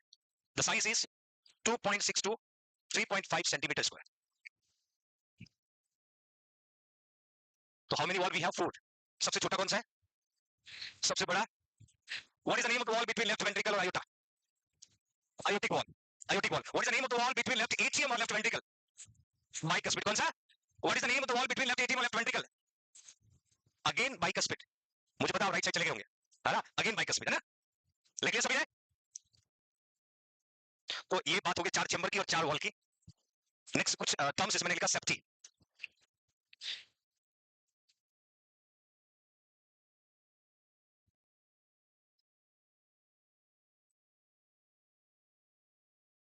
Okay fine. That is your tricuspid wall, bicuspid wall, pulmonary wall, aortic wall. This is your right atrium, right ventricle, left atrium, left ventricle. अब मैंने यहाँ पर एक word means किया safety, you know septum. Suppose the septum between atrium, atrial septum, the septum between ventricle, ventricular septum, the septum between atrium and ventricle, atrioventricular septum, atrioventricular. बहुत simple है, atrium के बीच के सेप्टम को atrial septum, ventricle के बीच के septum को ventricular septum, दोनों के बीच के सेप्टम को एट्रियोवेंट्रिकुलर सेप्टम. तो कुछ टर्म के साथ मैंने यहाँ पर पुट किया है, इंटर आर्टेरियल सेप्टम या atrial septum divide both atria, interventricular septum या ventricular septum divide both ventricle. तो एक तरफ आपको इंटर आर्टेरियल सेप्टम है और दूसरी तरफ इंटरवेंट्रिकुलर सेप्टम है. तो we have to septum, we use to differentiate your chamber. Then chordae tendon, इसको ऊपर 3 स्टार लगा देना बेटा, एग्जाम आता है. कोर्डेट टेंडन, इसका मीनिंग आता है कई बार. मैं कोर्डेट टेंडन से पहले आपको पेपिलरी मसल्स बता देता हूं. एग्जैक्टली एट्रियम में भी मसल्स होती है, वेंट्रिकल में भी मसल्स होती है. बच्चों भी लिखो मत, रुक जाओ, है ना. एट्रियम में भी मसल्स होती है, वेंट्रिकल में मसल्स होती है. अभी मैंने आपको शुरू में कहा था कि myocardium consist of cardiac muscle. कौन सी मसल? Cardiac muscle. अब मायोकार्डियम में कार्डियक मसल है, और एट्रियम के अंदर जो मसल्स होता है उसका नाम है पेक्टिनाइल मसल्स. क्या पता है? पेक्टिनाइल मसल्स. और पेक्टिनाइल मसल्स एट्रियम में लोकेटेड होता है, और पेपिलरी मसल्स होता है वेंट्रिकल्स में होता है. किसमें होता है? अब वेंट्रिकल्स में जो पेपिलरी मसल्स होती है वो नंबर में 5 होता है. कई बार एग्जाम में पूछते हैं नंबर ऑफ पेपिलरी मसल्स, आपको आंसर लिखना 5. ख्याल करोगे कैसे? जैसे राइट एट्रियम और राइट वेंट्रिकल के बीच में 3 कस्पस है. कितने कस्पस? तो यहाँ पर 3 ही पेपिलरी मसल्स होगी. लेफ्ट एट्रियम और लेफ्ट वेंट्रिकल के बीच में 2 कस्पस है, तो यहाँ पेपिलरी मसल्स भी कितनी होगी? 2. मसल का काम है हार्ट के चैम्बर को स्ट्रेच करना, कोर्डेट टेंडन का काम है स्ट्रेच करवाना. जब ब्लड फ्लो आएगा चेंबर खुलेगा, जब ब्लड चले जाएगा चेंबर रिलैक्स हो जाएगा। तो कोडेड टेंडन से पहले मैं आपको बता देता हूं, एज अ पैपिलरी मसल, इसको बाद में पढ़ते हैं। पैपिलरी मसल्स टोटल पूछे कितना होता है बच्चों? राइट वेंट्रिकल में कितना, लेफ्ट वेंट्रिकल में कितना? काम क्या है? Keep atrioventricular wall. कौन सा एट्रियोवेंट्रिकुलर वॉल है? Right atrioventricular wall, left. Keep atrioventricular wall competent by active contraction. जैसे ही वेंट्रिकल का कॉन्ट्रैक्शन होगा तो इस वॉल को बंद करेगा। जैसे एट्रियम रिलैक्स, वेंट्रिकल रिलैक्स होगा तो इस वॉल को वापस क्या कर देगा? ओपन कर देगा। तो इन मसल्स को कस्पस से जोड़ने का काम करता है corded tendon. Connect cusps atrioventricular valve to the piece of papillary muscles. आप देख सकते हैं, this is your corded tendon, this is your corded tendon, that also we can say corded tendon. तो आपके कस्पस और पैपिलरी मसल्स के बीच के connection को क्या कहते हैं? Corded tendon. Prevent eversion of free margin, मतलब ये क्या करेगा, जैसे हार्ट नॉर्मल एक्टिविटी के बाद रिलैक्स होगा तो फ्री मार्जिन को और इवर्ट होने से रोकेगा और तुरंत इस चैम्बर को रिलीज कर देगा, वॉल को ओपन कर देगा, राइट एट्रियम से ब्लड कहां जाएगा? वेंट्रिकल्स में। तो आपसे एक एमसीक्यू पूछेंगे कि कौन सी मसल्स होती है वेंट्रिकल में? Papillary muscles. नंबर में पूछे तो क्या लिखोगे? 5। राइट वेंट्रिकल में कितना, लेफ्ट में कितना? दोनों के बीच के कनेक्शन को क्या कहते हैं? सपोज यदि कोडेड टेंडन रप्चर हो गया, यदि कोडेड टेंडन रप्चर हो गया तो वेंट्रिकल कॉन्ट्रैक्ट हो पाएगा? यस और नो? तो definitely can cause valvular heart disease. क्या कॉज करेगा? पैपिलरी मसल डैमेज होगा तो भी चैम्बर काम नहीं करेगा। तो ये बहुत इंपॉर्टेंट पार्ट है लोअर चैम्बर, क्योंकि जब भी मैंने जिक्र किया है कि लोअर चैम्बर और ventricles are responsible, lower chamber और ventricles are responsible to work as a pumping system. Blood को पंप करने का काम कौन करता है? वेंट्रिकल्स। कौन करता है? राइट वेंट्रिकल पंप होगा तो ब्लड लंग्स में जाएगा, लेफ्ट वेंट्रिकल पंप होगा तो ब्लड हार्ट के बॉडी के अदर ऑर्गन को जाएगा। और पंपिंग का काम करवाने के लिए पैपिलरी मसल्स भी जरूरी है, उसके साथ में कोडेड टेंडन भी जरूरी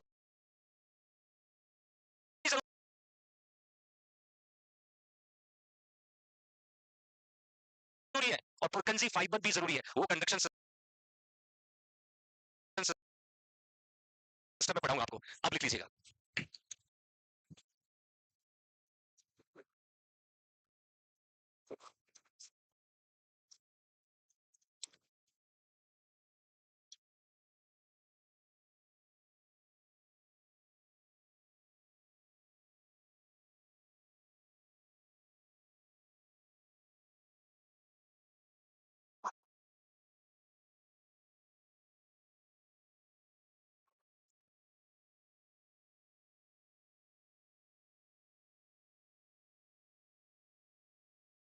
जो रिगजिटेशन लिखा हुआ है इसका मीनिंग होता है बच्चों बैक फ्लो।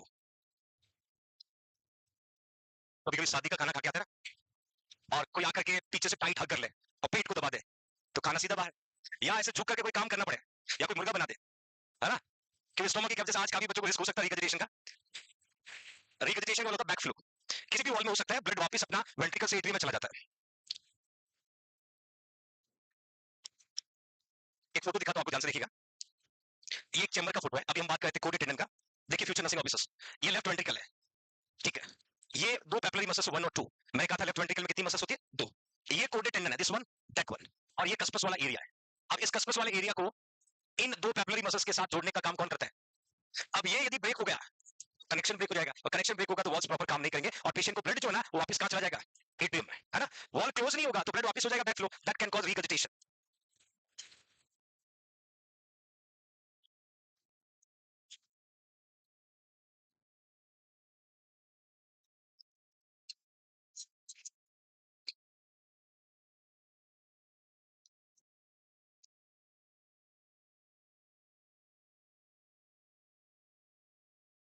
सभी ने,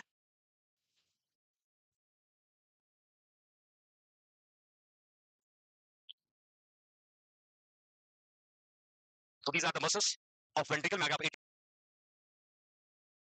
एट्रियम की मसल्स के बारे में भी बताऊंगा। एक वर्ड आता है बच्चों पैक्टिनेट मसल्स वाला। अच्छा जब आपसे पूछते लिख लिया बेटा तो कहां मती मारी गई है? लिखो।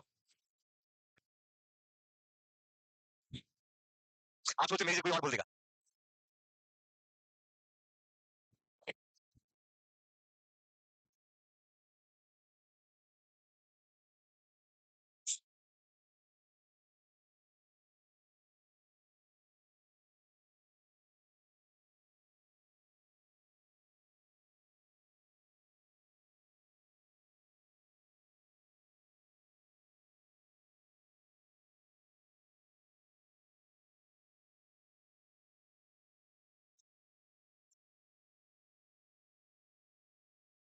लिख लिया अभी? ओके। जैसे मैंने आपको यहां पर कहा था वेंट्रिकल के अंदर पैपिलरी मसल्स होती है, कभी कोई पूछ ले एट्रियम में कौन सा मसल होता है? पैक्टिनेट। एक्टिवेट मसल्स, याद रखिएगा. It is located into the atria. The next, capiculae corna, rect,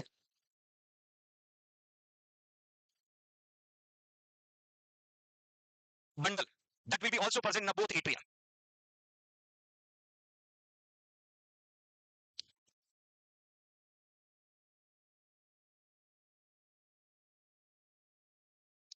ये कुछ फाइबर्स होते हैं जिनको टेबिकुले कॉर्ना बोलते हैं या रेथक्स बंडल बोलते हैं, जो भी एट्रियम के अंदर लोकेट होता है. ये भी मसल्स के साथ पार्टिसिपेट करते हैं ब्लड को आगे भेजने में.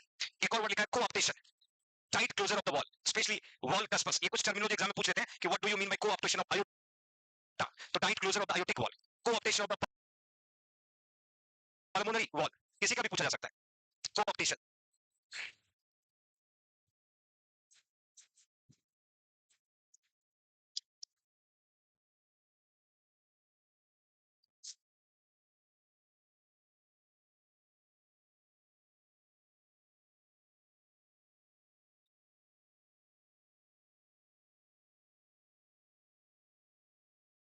लिखा बच्चों. तो वेंट्रिकल्स में होता है पैपिलरी मसल्स, एटीएम में कौन सी मसल्स होती है? पैक्टिनेट. कौन सी होती है? Pectinate. Now it's very important, we are going to see hormones secreting by the heart.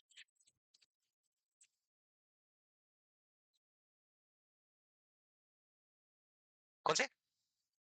Mainly ATM होता है, वेंट्रिकल में भी रहते हैं. हम कह सकते हैं एटीएम और ventricle both, but main role इसका वेंट्रिकल्स में होगा. मेन रोल, बट एटीएम में भी रहते हैं. ये फाइबर्स होते हैं जो कस्पस और इन मसल्स को वर्क करने में, स्टिमुलेट करने में काम करते हैं. नेक्स्ट इंपॉर्टेंट पैरामीटर बच्चों देखिएगा, hormone secreting by the heart. देखिए, your heart have two different hormones. जैसे मैं बात करूं एटीएम का, that is your atrium and ventricles. Right atrium, left atrium, right ventricle, left ventricle. Atrium से जो हार्मोन सीक्रेट होगा उसको हम कहेंगे एएनपी, और वेंट्रिकल से जो हार्मोन सीक्रेट होगा उसको हम कहेंगे वीएनपी. पहले हम एएनपी के बारे में जानते हैं क्या है, कैसे काम करता है, नॉर्मल वैल्यू क्या होती है. Atrial natriuretic peptide, atrial which is secreting from the atrial natriuretic peptide is hormone. तो एट्रियल नाइट्रायूरेटिक मतलब एटीएम से सीक्रेट होने वाला, वेंट्रिकुलर नाइट्रायूरेटिक मतलब वेंट्रिकल से सीक्रेट होने वाला. बट इसको नाम से भी प्रोनाउंस करते हैं. एट्रियल नाइट्रायूरेटिक फैक्टर्स को एएनएफ बोलते हैं, एट्रियल नाइट्रायूरेटिक हार्मोन्स को एएनएच बोलते हैं.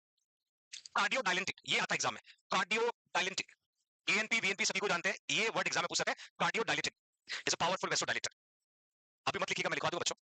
Can you tell me what is the function और purpose of the nitroglycerin vasodilation? अब इसमें एक आती है एनटीजी,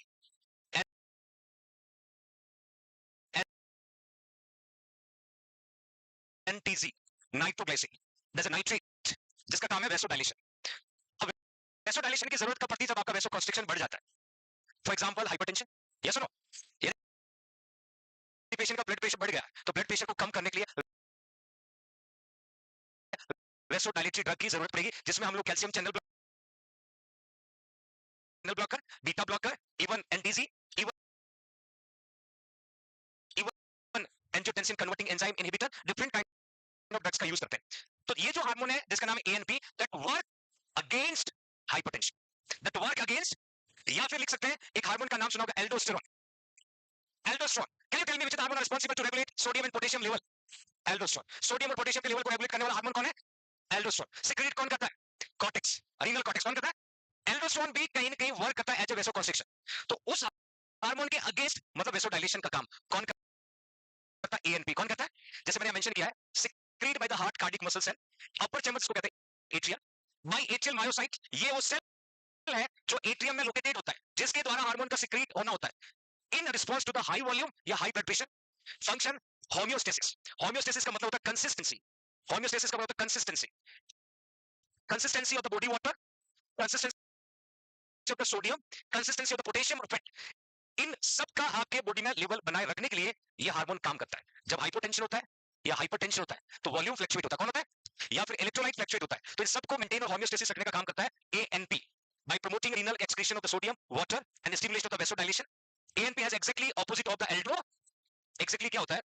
जैसे आप किडनी पढ़ोगे, that you can see everyone. Suppose this is your kidney, that is your ureter. एक ग्लैंड होता है, इसका नाम है सुप्रा रीनल. इसका बाहर के हिस्से को बोलते हैं कॉर्टेक्स. क्या बोलते हैं? और इस ग्लैंड के अंदर वाले हिस्से को बोलते हैं मेडुला. मेडुला. कॉर्टेक्स जो है ये तीन हार्मोन को सीक्रेट करता है. एक का नाम है ग्लूकोकॉर्टिकॉइड. क्या नाम है? ग्लूकोकॉर्टिकॉइड. एक का नाम है मिनरलोकॉर्टिकॉइड, मिनरलोकॉर्टिकॉइड. और एक का नाम है सेक्स हार्मोन, सेक्स हार्मोन. और मेडुला करता है केटाकोलामाइन. कैटाकोलामाइन को सिक्रीट करता है एड्रेनलिन और नॉर एड्रेनलिन, एड्रेनलिन और नॉर एड्रेनलिन। अब ग्लूकोकॉर्टिकॉइड जो है उसके एग्जांपल कॉर्टिसोन, कॉर्टिकोस्टेरॉइड है ना, बट मिनरल कॉर्टिकॉइड एग्जांपल है एल्डोस्टेरोन। कौन है? और एल्डोस्टेरोन का काम है सोडियम, वाटर और इवन पोटेशियम को रेगुलेट करना। सोडियम और पोटेशियम का रेगुलेटरी हार्मोन कौन है? एल्डोस्टेरोन। और साथ में एडीएच के साथ में मिलकर के वाटर को भी रेगुलेट करता है। तो डेफिनेटली ये जो एल्डोस्टेरोन का काम रहता है, पोटेशियम को बाहर भेजना, सोडियम को लेना। That's a function of aldosterone, excretion of potassium और रीअब्जॉर्प्शन ऑफ द सोडियम। तो दोनों का लेवल मेंटेन कर रहा है। और जब सोडियम कहीं ना कहीं बढ़ गया तो एडीएच आकर एक्सक्रीशन का काम कर देगा। तो मेरा कहने का पर्पस है कि एल्डोस्टेरोन की जो फंक्शनिंग कैपेसिटी है उसके अगेंस्ट काम कौन करता है? एएनपी। कौन करता है? और इसका नॉर्मल लेवल जो ब्लड में 22 से 27 पिकोग्राम पर एमएल होता है। तो that is ANP. Please right everyone, exam में कई एमसीक्यू बनेंगे यहां से बच्चों। एएनपी एट्रिया नेट्रायूरेटिक पेप्टाइड, एएनएफ, एएनएच और कार्डियोडाइलेंटिन जरूर याद रखिएगा। सिक्रीट करता एटीएल मायोसाइट, मेन काम है होमियोस्टेसिस, वर्क करता just opposite of the aldosterone और नॉर्मल लेवल 22 से 27 पिकोग्राम पर एमएल।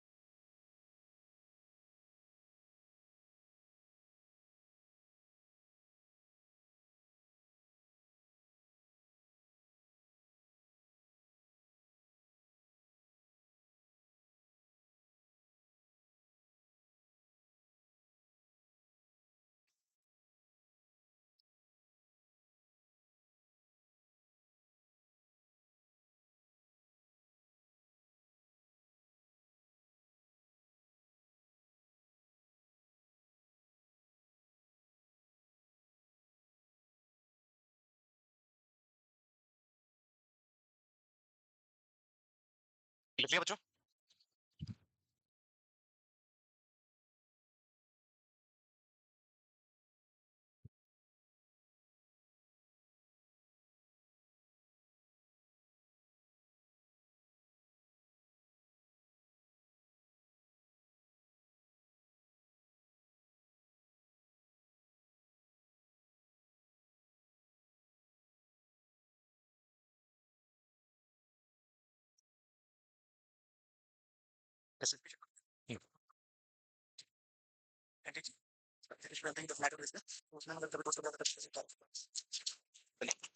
एनटीजी में मेनली हम लोग 3 डोजेस देते हैं। फर्स्ट डोज होता है 3.0 mg, वो देने के 5 मिनट बाद वेट करना है। रिलीफ नहीं मिलता फिर रिपीट, फिर रिलीफ नहीं मिलता फिर रिपीट। 3 डोज के बाद में हम लोग डॉक्टर को कॉल करते हैं। बट एमएम ऑफ एचजी नहीं होता बेटा। एक ही रहता है डोज, 3 डोज यूज करते हैं। 3 डोज, 3 तक रिस्पांस नहीं मिलता फिर हम वी कैन कॉल फिजिशियन। लिखा बच्चों?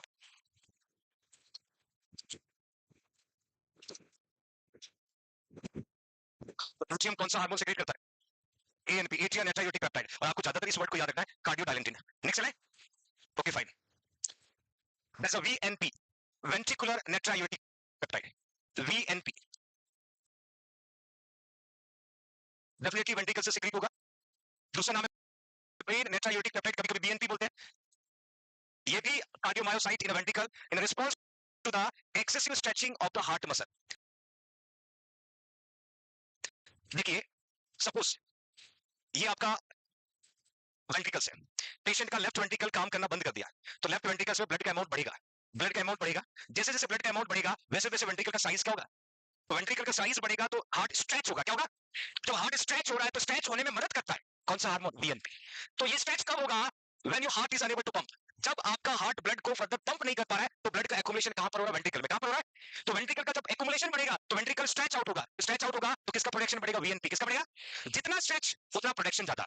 That means that hormone it help to find out severity of heart failure. कितना सीवियर आपका हार्ट फेल हुआ है, जितना हार्मोन का लेवल बढ़ेगा उतना सीवियर, मतलब उतना एक्युमुलेशन ज्यादा। एक बार फिर से देखिएगा, सपोज पेशेंट का लेफ्ट एटीएम से ब्लड लेफ्ट वेंट्रिकल में आना है और लेफ्ट वेंट्रिकल से ब्लड को आयोटा में जाना है, बट लेफ्ट वेंट्रिकल वाला ब्लड आयोटा में नहीं जा पा रहा है, लेफ्ट एटीएम से ब्लड लेफ्ट वेंट्रिकल में आता जा रहा है, तो लेफ्ट वेंट्रिकल की साइज बढ़ेगी, साइज बढ़ेगी तो मसल्स को क्या होना पड़ेगा? स्ट्रेच। स्ट्रेच करने में रोल प्ले करता है वीएनपी। कौन करता है? तो जितना स्ट्रेचिंग बढ़ेगा उतना प्रोटेक्शन। तो that hormone will help to identify, to find out severity of the heart failure. मैंने लिखा, ध्यान से देखिएगा।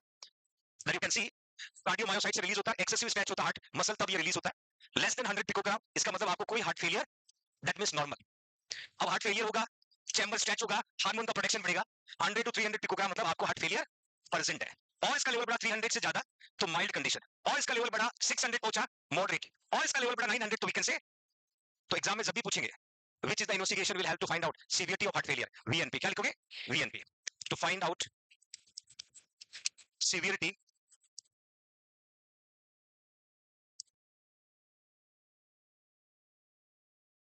of heart failure, of heart failure,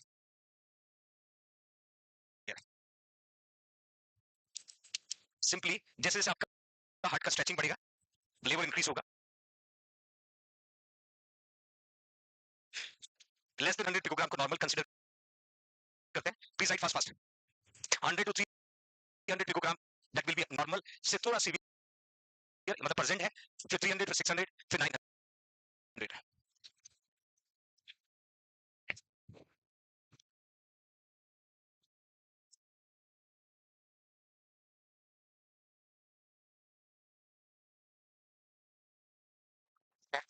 disconnect तो नहीं हो गया, सही वाला, ये शुभ तब से कंटिन्यू फिक्स चैनल, ठीक।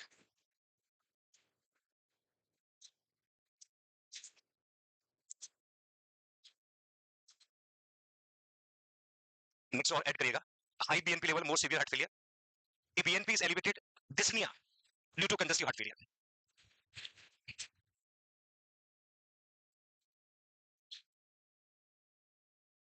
or if normal dyspnea, so if it is normal dyspnea due to the pulmonary problem, BNP बढ़ा हुआ है, डिस्निया है तो समझना हार्ट फेलियर की वजह से हुआ है, सिर्फ नॉर्मल डिस्निया है तो समझना कुछ पेशेंट को पल्मोनरी प्रॉब्लम होगा, तो कुछ वेरिएशन लिख लीजिएगा,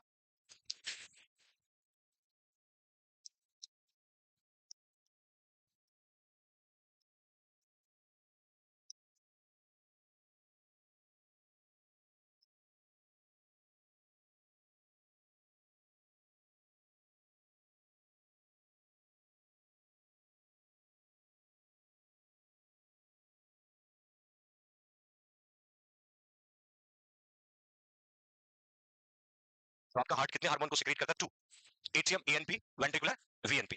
एएनपी को मैंने कहा था मेजर वेसोडाइलेटर हार्मोन है, मेजर वेसोडाइलेटर है, और ये हाइपरटेंशन वाला पेशेंट या एल्डोस्टेरोन का अपोजिट काम करता है, वही वीएनपी अभी कहा था हार्ट फेलियर की सीवियरिटी का पता लगाने में मदद करता है, क्योंकि इसको स्ट्रेचिंग हार्मोन कहते हैं, स्ट्रेच तब होता है जब पेशेंट का वेंट्रिकल काम नहीं करता, ब्लड का वॉल्यूम बढ़ता है, चैम्बर स्ट्रेच होगा, हार्मोन का प्रोडक्शन बढ़ेगा।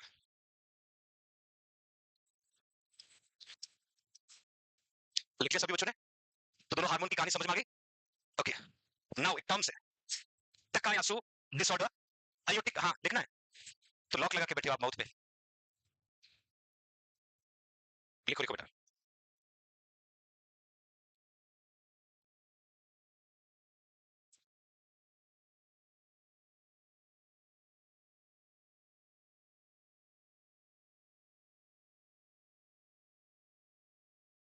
हो गया बच्चों। नेक्स्ट टर्मिनोलॉजी एग्जाम में पूछी जाती है, Takayasu disorder, aorta syndrome, chronic inflammation of the disease of the aorta और ब्रांचेस ऑफ द आर्टरी, मतलब हम कह सकते हैं आर्टरी में inflammatory process is called Takayasu disorder, please write down everyone.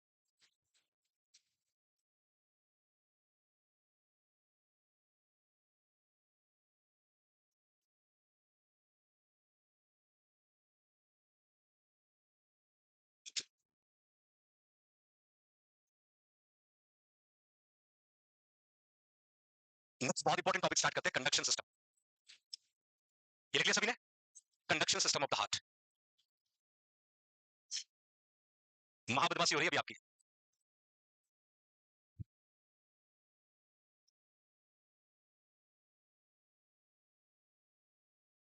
चले आगे, ओके। कंडक्शन सिस्टम,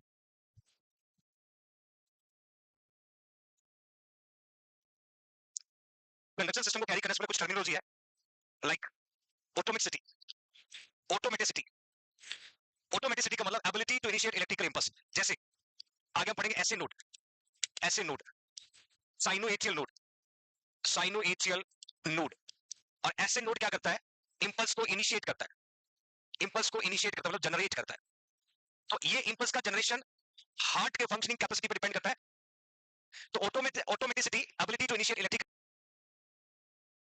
इंपल्स, वो इंपल्स एसे नोड से भी आते हैं और इन एवी नोड से भी आते हैं, आगे पढ़ूंगा डिटेल में बच्चों।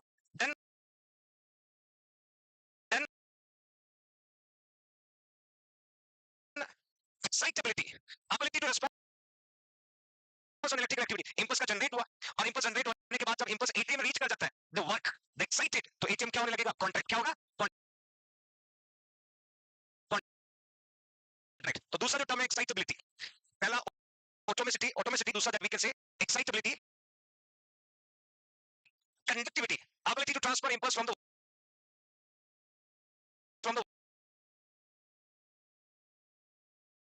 one cell to another cell। जैसे हम पढ़ते हैं कि कंडक्शन,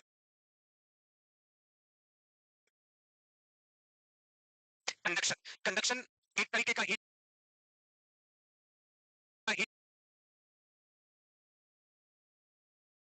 हीट लॉस का मेथड भी है, हीट लॉस होने का एक प्रोसेस भी है कंडक्शन। कंडक्शन का मतलब होता है एक से दूसरे सेल में ट्रांसफर होना, यहाँ पर इंपल्स का ट्रांसफर होना, जैसे लिखा है ability to transfer impulse from one cell to another cell, from atrium to ventricle, ventricle to पल्सी फाइबर। तो ये तीनों टर्म्स आपको याद रखना है कंडक्शन सिस्टम कैरी करने से पहले। One of the automaticity, excitability, conductivity.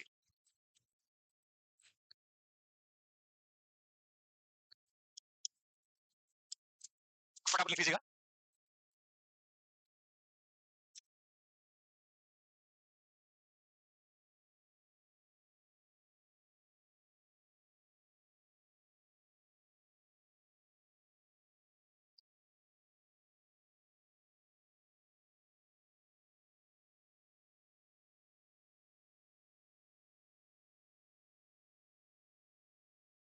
It's over.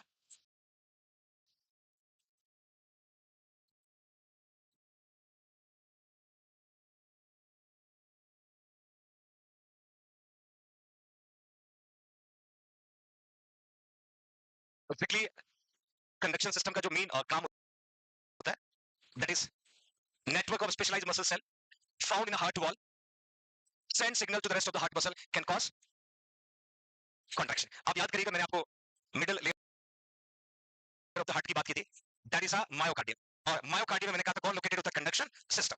अब कंडक्शन सिस्टम के एलिमेंट की बात करें, कंडक्शन सिस्टम के एलिमेंट की बात करें तो हम स्पेशली पढ़ेंगे एसए नोड, एसए नोड, फिर हम पढ़ेंगे एवी नोड, एवी नोड, फिर हम पढ़ेंगे bundle of His, bundle of His, फिर हम पढ़ेंगे पुरकिंसी फाइबर, पुरकिंसी फाइबर। अब इस SA node, AV node, bundle of His, Purkinje fiber को चलाने के लिए एक नर्व सप्लाई होता है, सिंपैथेटिक नर्व, सिंपैथेटिक नर्व। दूसरा सप्लाई आएगा पैरासिम्पैथेटिक नर्व, पैरासिम्पैथेटिक नर्व, और एक इसका दोस्त हो रहा था vagus nerve, vagus nerve, vagus nerve. और सबको बताइए 10th नंबर का क्रेनियल नर्व। सिंपैथेटिक और पैरासिम्पैथेटिक दोनों नर्व जो है, ये दोनों नर्व जो है, it is a part of autonomic nervous system. किसके पार्ट है, autonomic nervous system, autonomic nervous system. Autonomic is a part of peripheral nervous system, और peripheral nervous system is a part of nervous system. किसका part है, nervous system. आप लोग nervous system पढ़ेंगे तो mainly nervous system के अंदर आपको दो पार्ट मिलते हैं, एक सीएनएस और एक पीएनएस, सेंट्रल नर्वस सिस्टम और पेरिफेरल नर्वस। जो सेंट्रल नर्वस सिस्टम होता है उसके अंदर brain, specially that is a brain और स्पाइनल कॉर्ड, ब्रेन और ब्रेन में फिर फोर ब्रेन, मिड ब्रेन, और ये आ जाता है central nervous system. Peripheral nervous system का मतलब कंसिस्ट ऑफ नर्व, एक आता है autonomic nervous, autonomic nervous system, दूसरा आएगा सोमैटिक, दूसरा आएगा। तो ऑटोनॉमिक नर्वस सिस्टम में आपके पास दो नर्व, एक सिंपैथेटिक है, दूसरा पैरासिम्पैथेटिक है, और पैरासिम्पैथेटिक साथ में कौन नर्व, वेगस। कंडक्शन सिस्टम जब हम शुरू करें तो कंडक्शन सिस्टम को चलाने के लिए सिंपैथेटिक और पैरासिम्पैथेटिक नर्व पार्टिसिपेट करते हैं। सिंपैथेटिक क्या करता है, increase contractility of the heart. जैसे हार्ट की कॉन्ट्रैक्टिलिटी बढ़ेगी तो हार्ट रेट क्या होगा, हार्ट रेट बढ़ेगा। उसी समय इसके ऑपोजिट काम करने के लिए कौन सा नर्व आ जाएगा, जिसका काम है to decrease contractility, slowness of the conduction system. जैसे ही आपकी हार्ट रेट बढ़ेगी तो हार्ट रेट को कम करने के लिए कौन आ जाएगा, और और इसका एक दोस्त जिसका नाम है वेगस, वेगस नर्व का काम भी है to slow the conduction system, to slow the conduction. जब भी आपने देखा होगा कि पेशेंट को हम लोग कैरोटिड साइनस मसाज करते हैं तो वेगस नर्व स्टिमुलेट होता है तो हार्ट रेट कम हो जाती है, सुना है? क्योंकि वेगस नर्व का काम ही है पैरासिम्पैथेटिक साथ आना, और पैरासिम्पैथेटिक साथ में आएगा तो कंडक्शन सिस्टम को स्लो करेगा। कभी कभी पेशेंट को कंटिन्यू सक्शन करते हैं, ब्रेडिकार्डिया होता है। क्या होता है? कौन सा नर्व स्टिमुलेट होता है? कभी कभी पेशेंट के कान में ईयर इरिगेशन करते हैं, तो कौन सा नर्व स्टिमुलेट होता है? तो हार्ट रेट क्या होती है? कभी कभी पेशेंट को रेक्टल थर्मामीटर से टेंपरेचर को चेक करते हैं, तो वेगस नर्व स्टिमुलेट होता है, तो हार्ट रेट क्या हो जाएगा? तो जहां वेगस नर्व को छेड़ोगे वहां हार्ट रेट क्या हो जाएगा? तो वेगस नर्व किसके साथ काम करता है?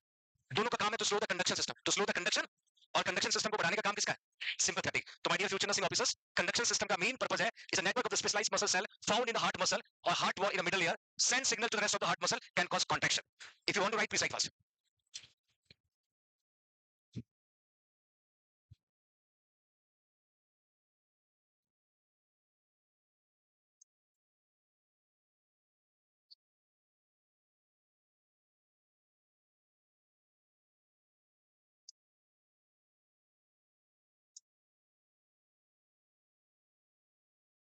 लिख लिया?